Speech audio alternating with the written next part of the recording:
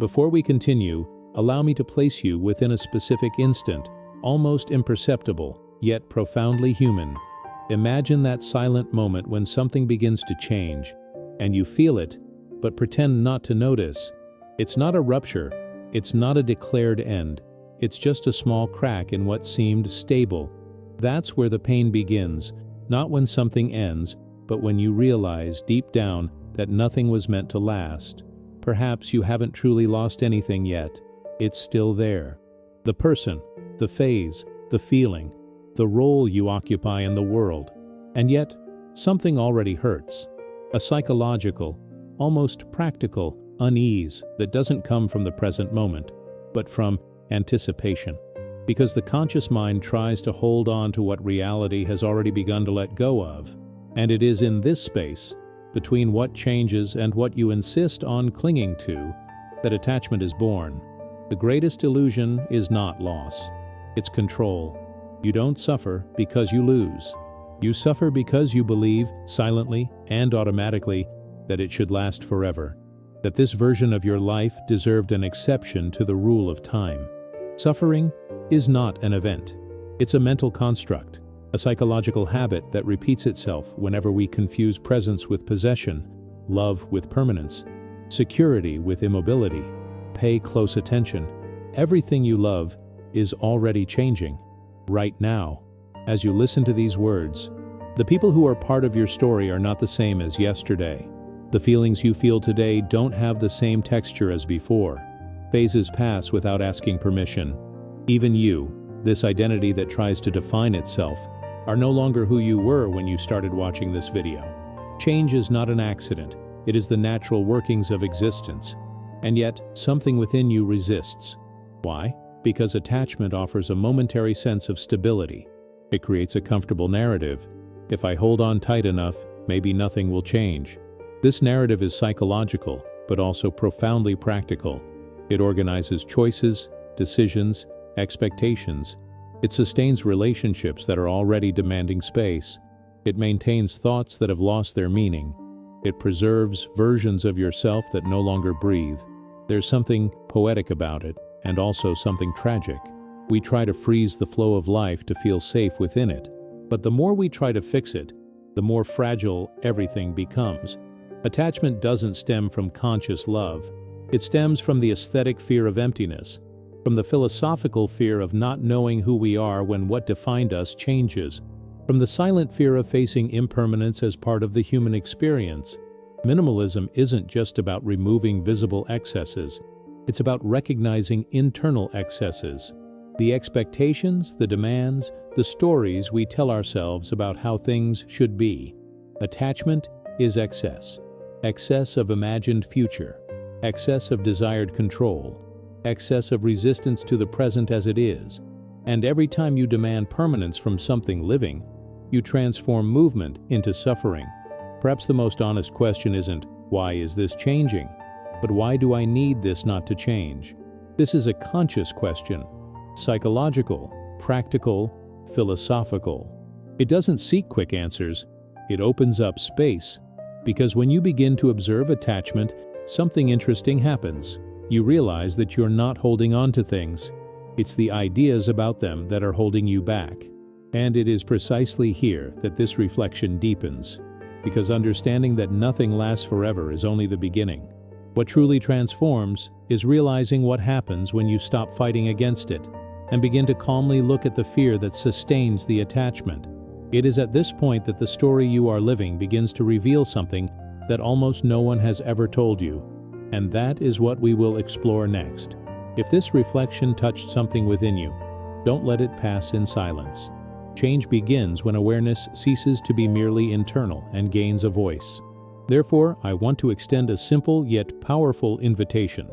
Write in the comments what you realize you still cling to, even knowing that you are already changing. It doesn't have to be something elaborate. It can be a word, a phase, a person, an idea about who you think you should be. When you name it, you begin to let go. This space isn't just a video. It's a field for conscious exchange. When you comment, you're not just talking to me. You're creating a collective mirror. Someone will read your words and realize they're not alone. And maybe you'll recognize yourself in someone else's words too. That's practice. That's psychology. That's real change happening right now. If this content helped you see impermanence more clearly, please like it. Not as an automatic gesture, but as a conscious signal that this type of reflection needs to continue. The like teaches the algorithm, but it also reaffirms to yourself, I choose content that expands my awareness. Small actions build new mental habits. And if you haven't subscribed to the channel yet, consider doing so now. Not out of obligation, but out of alignment. Here, each video is an invitation to look at the human experience with more presence, less attachment, and more clarity. By subscribing, you create a silent commitment to your own inner observation.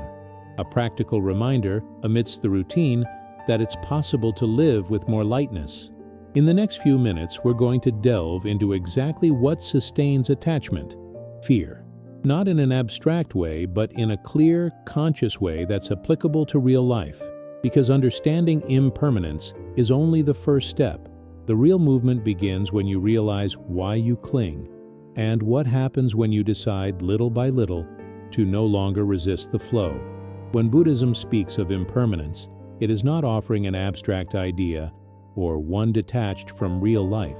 It is describing, with almost surgical precision, the psychological workings of human experience.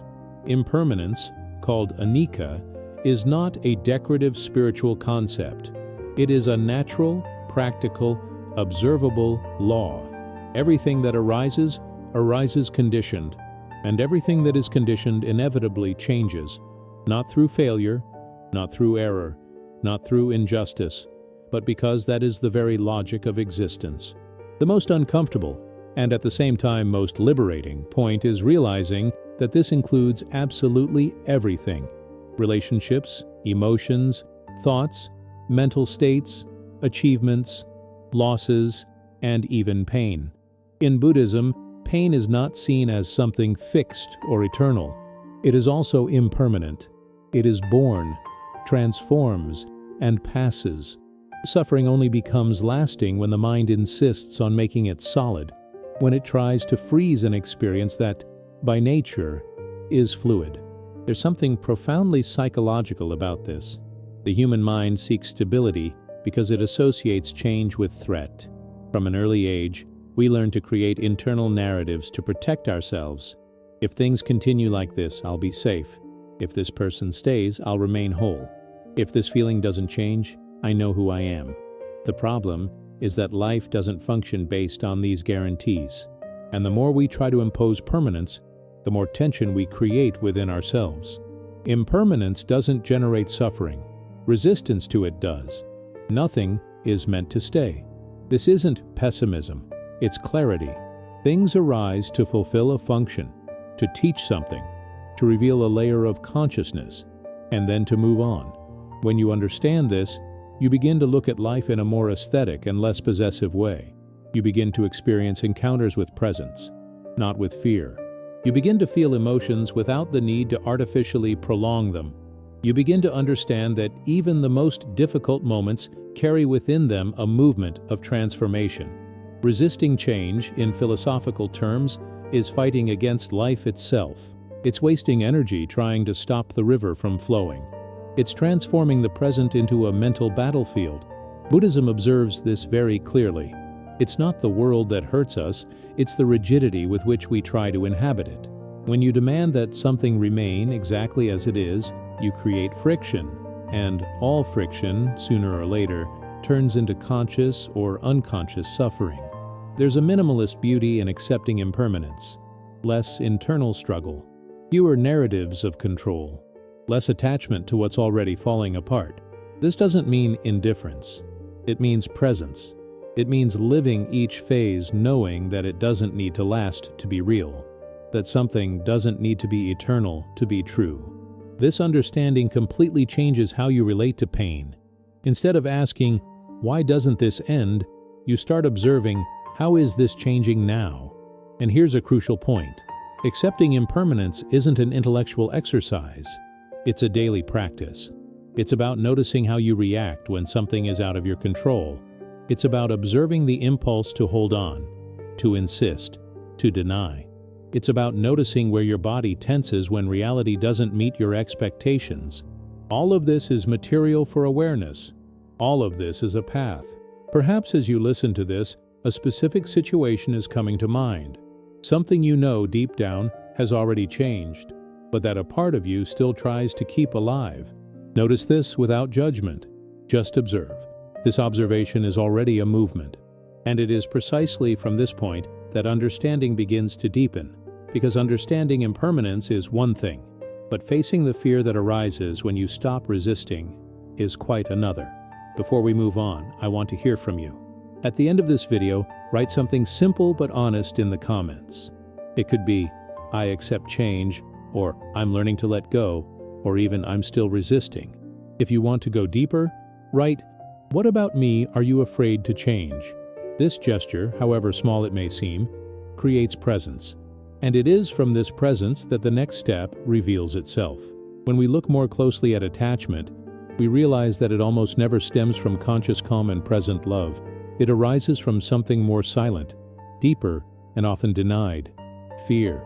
A psychological fear that doesn't usually appear clearly, but disguises itself as care, need, normal, emotional attachment. However, when observed honestly, attachment reveals a constant attempt to protect a fragile identity in the face of a constantly changing world. The fear of being alone is one of the oldest. Not just physical loneliness, but the existential feeling of having nowhere to lean on. From a very young age, we learn to define ourselves through others, relationships, roles, bonds, expectations. When something or someone threatens to leave, it's not just their presence that is lost. It's a part of the narrative that sustains who we believe ourselves to be. Attachment arises as a practical attempt to keep this story intact, not because it's true, but because it's familiar. There is also the fear of emptiness, the inner silence that appears when something ends or begins to fall apart. This emptiness is not an absence of life, but an absence of references, and that is frightening. The mind prefers anything known to the absolute unknown. That is why many times we prefer to remain trapped in situations that no longer make sense rather than face the open space that change creates.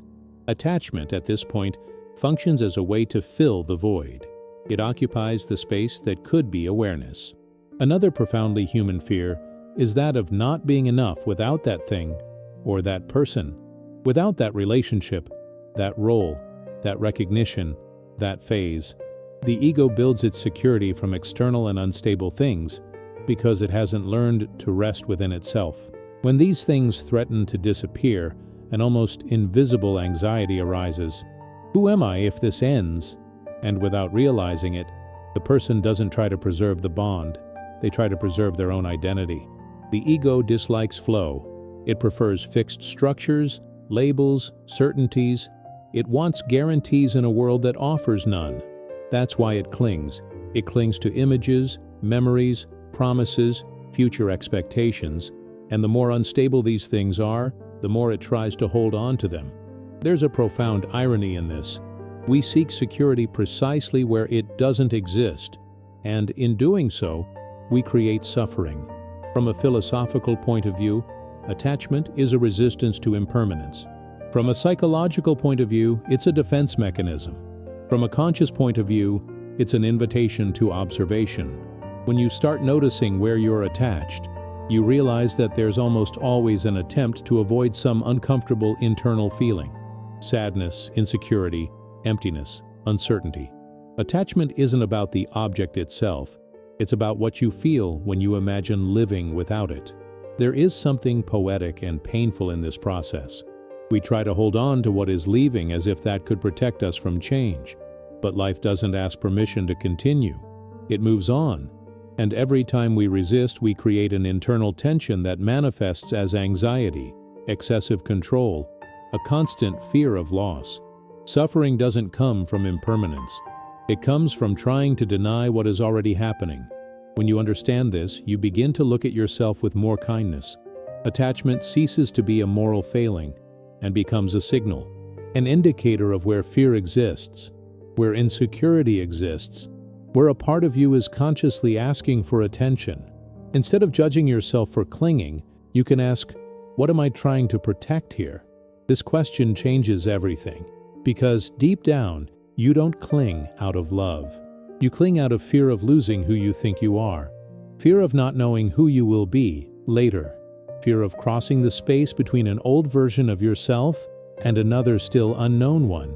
And it is precisely in this space that something important begins to happen, something that cannot be rushed nor avoided, only traversed with presence. Before we delve deeper, I want to hear from you. At the end of the video, leave a comment with a word that represents your biggest fear today. Loneliness, emptiness, loss, change. Or if you want to go further, write the phrase, I am learning to observe my attachment. This small conscious gesture helps more than it seems and prepares the ground for the next step in this reflection. There's a deep, almost automatic confusion that the mind creates when it hears the word let go.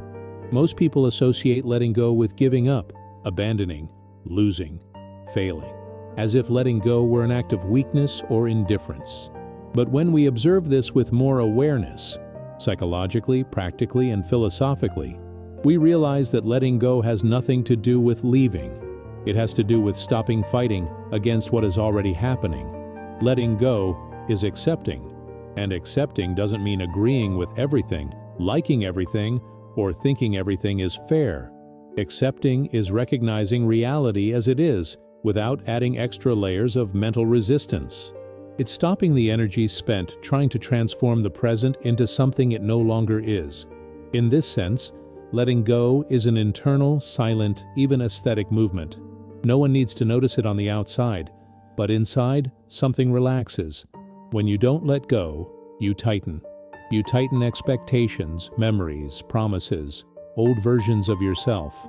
You tighten on others, on life, on time. And this constant tightening creates tension. It creates anxiety. It creates continuous psychological suffering. Letting go, then, is not about giving up the value of things. It's about letting go of the demand for permanence.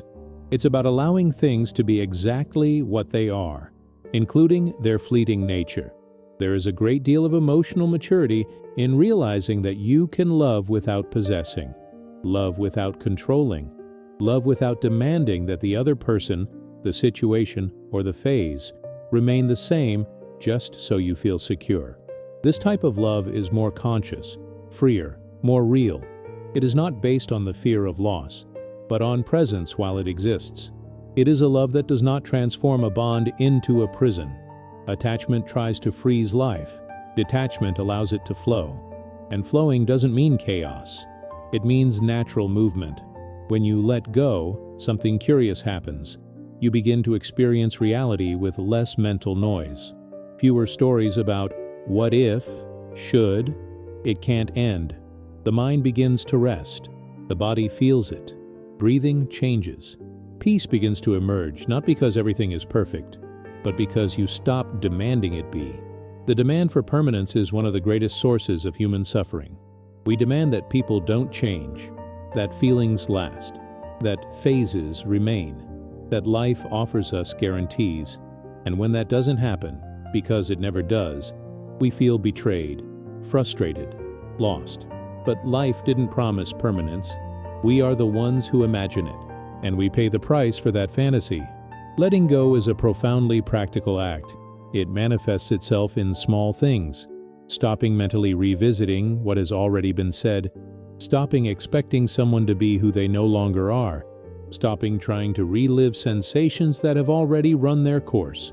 It's not forgetting. It's not denying. It's integrating. It's allowing the experience to find its place and move on. From a conscious point of view, letting go is trusting the flow. Not a mystical or idealized flow, but the real flow of human experience. Things arise, transform, and disappear. When you go with this movement, instead of resisting it, something within you matures.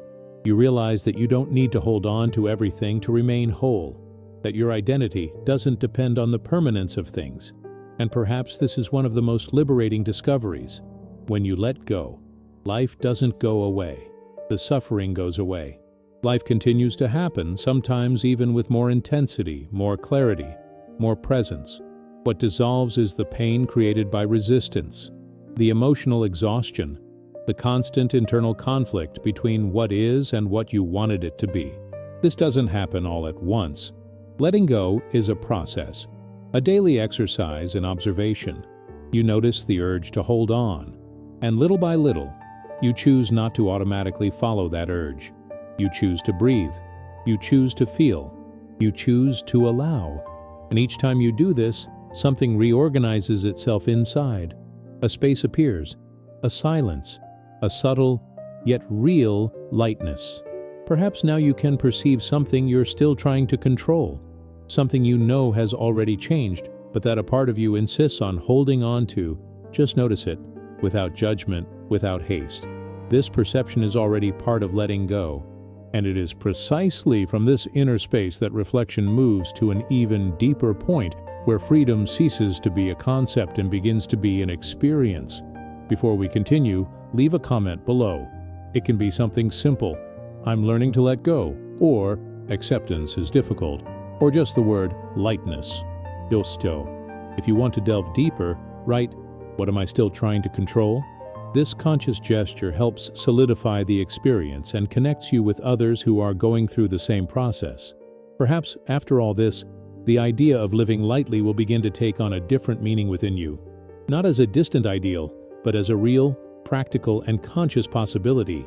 Living lightly is not about living without problems, nor escaping human suffering. It's about learning to walk without carrying burdens that no longer need to be yours. It's about realizing that most of the tiredness we feel doesn't come from what happens, but from how we resist what happens. Everything will change. This isn't a threat, it's a reminder. A philosophical, psychological, and profoundly human reminder. Circumstances change, people change, feelings change, you change. And the sooner this is clearly seen, the less energy is wasted trying to hold back what's already in motion. There's something aesthetically simple about this.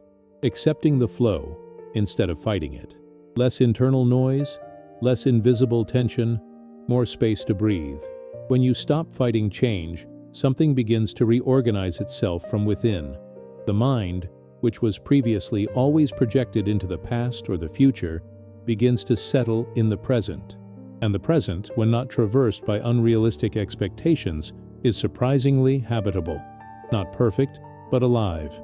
Not controllable, but true. Presence doesn't solve all dilemmas, but it dissolves much of the suffering that comes from anticipation and resistance. The only thing you can truly do is be present. Everything else is an attempt at control. Being present isn't about disconnecting from the world, but about engaging with it without demanding guarantees. It's about living each encounter, knowing that it doesn't need to last to be meaningful. Each phase knowing that it doesn't need to be eternal to fulfill its purpose. Each emotion knowing that it can pass without you needing to lose yourself along with it. There is a very specific peace that arises when you accept the flow. It's not euphoria, it's not anesthesia, it's not escapism. It's a silent tranquility that emerges when you stop demanding that life be static. When you understand that the beauty of the human experience lies precisely in its transience. Nothing is too small when lived with presence. Nothing is wasted when traversed with awareness. Living lightly means trusting less in the stories your mind creates and observing more what is really happening. It's realizing that you don't need to define yourself by what has already passed, nor be held back by the fear of what is yet to come. It's recognizing that even amidst change, there is something within you that observes, that feels, that remains as awareness. And it is from this place that a freedom is born that does not depend on circumstances. Perhaps you'll begin to notice how life becomes simpler when you don't demand permanence. Relationships become more honest, farewells less violent, beginnings less anxious. Everything takes on a more natural rhythm. And, little by little, you realize that walking lightly isn't about losing depth. It's about gaining clarity. It's about being whole without being trapped. Nothing lasts forever. And when that phrase ceases to be just an idea and transforms into a lived understanding, Something changes in the way you interact with the world. Each moment becomes more precious not because you try to hold on to it, but because you know it won't repeat itself. This awareness doesn't diminish the value of things. It intensifies it. If this reflection resonated with you, let it resonate below as well. In the comments, write something simple but true. I'm learning to live lightly, or accept the flow, or simply presence. If you want to go a little deeper, write the phrase, "Nothing lasts forever, and I accept that."